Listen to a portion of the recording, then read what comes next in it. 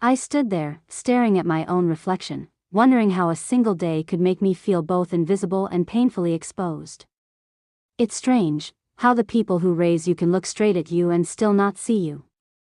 My name is Mira, and for most of my life, I've been treated like a background character in my own story. That my sister Lena was always the shining star, the one with the perfect grades, the perfect career, the perfect smile everyone adored. I didn't envy her, not really.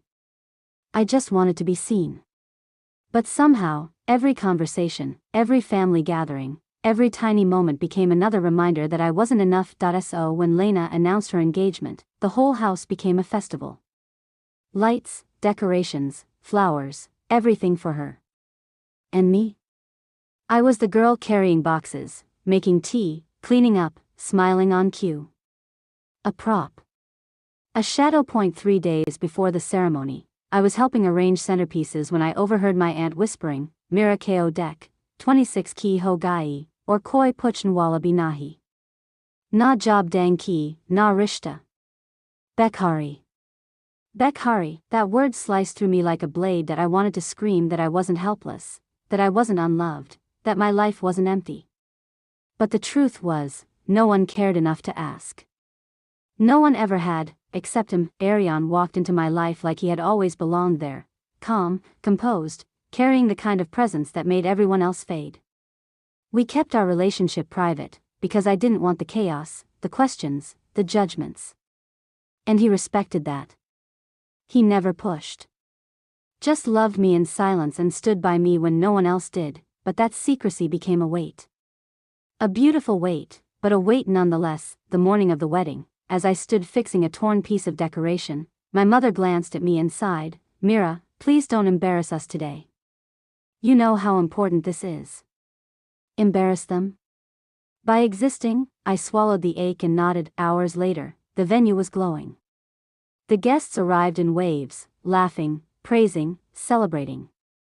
I tried to slip into the background as usual, but fate had other plans, because when the heavy doors opened, every whisper in the hall died. Ariane stepped inside, dressed in a crisp black suit, eyes scanning the crowd until they locked on mine.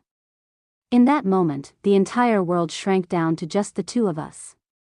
Then he glided, straight toward me with the quiet authority of someone who belongs nowhere but beside me. My father stood up, confused. Who is this? He asked. Ariane extended his hand toward me, his voice steady but gentle. I'm here for her.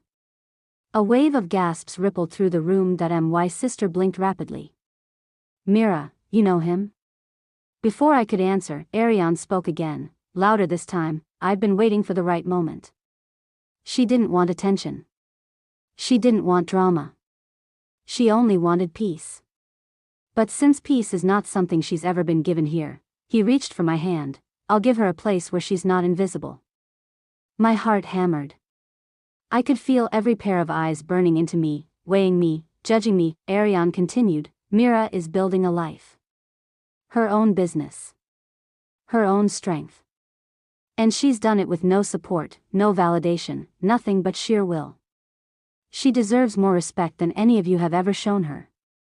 Silence. Heavy, suffocating silence. My mother looked down. My father's jaw tightened.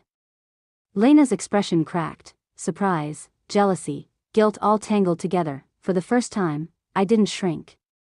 I didn't hide. I stood tall, and then Ariane did something I wasn't prepared for, something that sent a tremor through the entire hall. He pulled a small velvet box from his pocket. Not to kneel, not to propose, but to place it in my hand. Not today, he whispered. I'm not stealing your sister's moment. I'm giving you your own. When you're ready. That broke me. Not because it was romantic, though it was, but because it was mine. The first moment in my entire life that belonged to me. My father cleared his throat.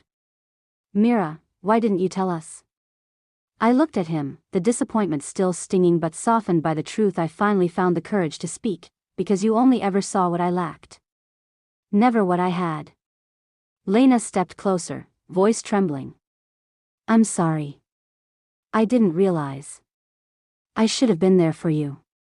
For once, I believed her. Later that night, when the crowds thinned and the music faded, I stood alone under the wedding lights, breathing, steady, whole. My life wasn't perfect. My family wasn't perfect. But I wasn't invisible anymore. People always say the most painful stories are the ones nobody hears. Maybe that's true, but tonight, someone heard mine, and if you're listening right now, tell me in the comments, have you ever felt unseen by the people who should have known you best?